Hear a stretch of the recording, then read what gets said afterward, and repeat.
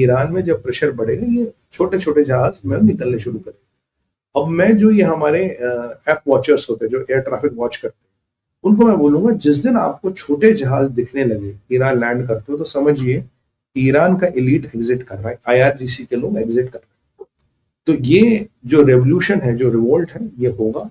रेजा पहलवी ने कहा था regime is all time weak, और रिजीम के टूटने का अभी बेस्ट चांस है। रिजीम खत्म हो रही है, रिजीम नहीं टिक पाएगी। मैसूद पेजेस्किन इज द ओनली वन जिसमें थोड़ा बहुत दिमाग है, बाकी ये सब एक ही प्रवृत्ति के हैं। ये बिल्कुल नहीं मानेंगे। और मेरे से आप लिखवा लीजिए, सीआईए का या मोसाद का बंदा कोई ऊपर है who is calling the shots, who is helping Trump to destroy Iran and Middle East. ये आप लिख के रखिए। इनका बड़ा गेम प्लान है, और ये Netanyahu and Trump the masters in the game. They know how what are they doing. और मैंने महीनों पहले आपको बोला था वो very strong Middle East. Time is killing Middle East and that's the exactly they want. Tipping point क्या है? जिस दिन चाइना पहुंच गया सर, ऑयल सर, चाइना अभी अपनी अकड़ पे है, वो तेल लेने नहीं जा रहा अमेरिका के पास, उसके स्ट्रेटेजिक रिजर्व्स है, बट कब तक अल्टीमेटली आपको जाना। तो ये जरा रिवोल्ट वाली बात बड़ी इंपॉर्टेंट है। क्या अब रिवोल्ट में खून खराबा होगा या रिवोल्ट नॉर्मल होगा? That is something to be contemplated. अगर बंदूकें पहुंच गई, गेम ओवर, गेम ओवर। और मेरे को लगता है कि बंदूकें पहुंच सकती हैं। अब ये जो पाकिस्तान नाम का गलीज जानवर है, पैसे मिलने पे कुछ भी कर सकता है। अगर ये ईरान के लिए स्मगलिंग कर सकता है तो एंटी ईरान फोर्सेस के लिए भी स्मगलिंग करा सकता है, कीमत अच्छी मिले तो। भाई आखिरकार पाकिस्तान में कीमत अच्छी तो कुछ भी बिक जाता है। पाकिस्तान डुअल यूज है, अफगानिस्तान से भी कुछ काम हो सकता है, और भी प्रावधान है। बाकी आपके पूरी तो रखी है। तो प्रावधान अमेरिका और मोसाद के पास बहुत है, और पाकिस्तानी अपनी जान बचाने के लिए यहूदियों के जूते भी चाट सकते वक्त आएगा तो पाकिस्तान करेगा। इतिहास एक दिन बताएगा, मैं आपको बता रहा हूं, एक दिन ये खबरें भी बाहर आएंगी। अब चलते हैं सऊदी। सऊदी का मसला क्या है? टाइम बहुत है, निकल रहा है। सऊदियों का मसला ये है, सऊदी परेशान है कि यार ये हो क्या रहा है।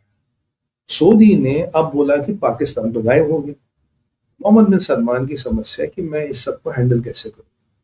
उन पे तलवार लटके, साहब इब्राहिमिक अकॉर्ड साइन करो, क्योंकि ट्रंप के दिमाग में घुस गया Abrahamic accord. Abrahamic accord Trump अपनी लेगेसी बनाना चाहता है। 20-30 मुसलमान मुल्क भी साइन करेंगे, इसराइल थोड़ा स्टेबल होगा, मुसलमान मुल्कों में दोस्ती होगी। सऊदी ने कहा कि साहब आप डेस्केलेट करो ट्रंप को, अभी हम तैयार नहीं है। बट मोहम्मद बिन जायद कह रहे हैं कि ट्रंप साहब आप एस्केलेट करो, काम खत्म करो, ठोक दो इनको। यानी कि यूएई के हमारे मोहम्मद बिन जायद साहब कह रहे हैं आप एस्केलेट करो, किंग अब्दुल्ला कह रहे हैं देखा जाएगा। और Mohammed bin Zayed is after Trump to escalate and finish the job.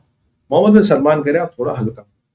तो यहां बड़ा आपस में जो अरब वर्ल्ड है वो डिवाइड हो गया। अरब वर्ल्ड अभी आगे डिवाइड होगा शिया सुन्नी लाइन पे, और क्योंकि जो अभी परिस्थिति बन रही है, अगर ईरानियों ने फिर अटैक किया, जब कोई अमेरिकन नहीं, अमेरिकन बेस नहीं, तो पूरा शिया सुन्नी वाला मसला पीक पे पहुंचेगा, पीक पे। अब ना मोहम्मद बिन सलमान कंटेम्पलेट कर रहे कि मेरे पास विकल्प है। उनकी यूएई से बहुत नहीं बनती, पर यहां मामले में भी थोड़ी उनकी कट रही है। तो जो 2-3 पावर सेंटर, जो 3 पावरफुल मुल्क है, उनकी लग रही। कतर बेचारा बीच में खड़ा है कि कतर के पास सेना वेना है नहीं, कतर के डॉलर अभी काम नहीं आ रहे, कतर के डॉलर अभी काम नहीं आ रहे। पर कतर बहुत कुछ न कुछ गड़बड़ करेगा। तो ये बर्दोगन गिद्ध की नजर बनाए हुए कह रहा है कल देखूंगा मैं लेबनान में, वहां रोम में क्या होगा, अकॉर्डिंगली मैं अपना पाथरा चलूंगा। आपका खिदान हकान इज ऑलरेडी एक्टिवेटेड, कल ये होगा।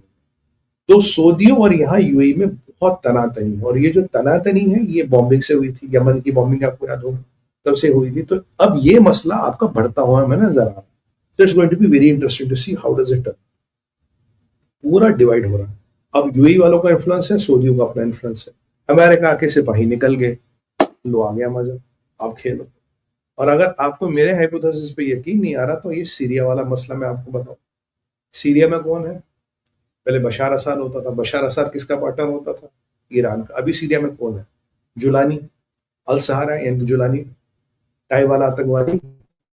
इसको पहले ट्रम्प ने बोला था कि भाई तू यहाँ घुस जा, हिजबुल्लाह का काम कर। बोला ठीक है करूंगा। फिर तैयब अर्दोगन ने कुछ समझा, बोला नहीं करता। अब अचानक, क्योंकि मोहम्मद बिन सलमान को तंग कर रहा है ईरान, सूत्रधार है तैयब अर्दोगन, अब तैयब अर्दोगन, अब मोहम्मद बिन सलमान के कारण ये गद्दी पे बैठा है।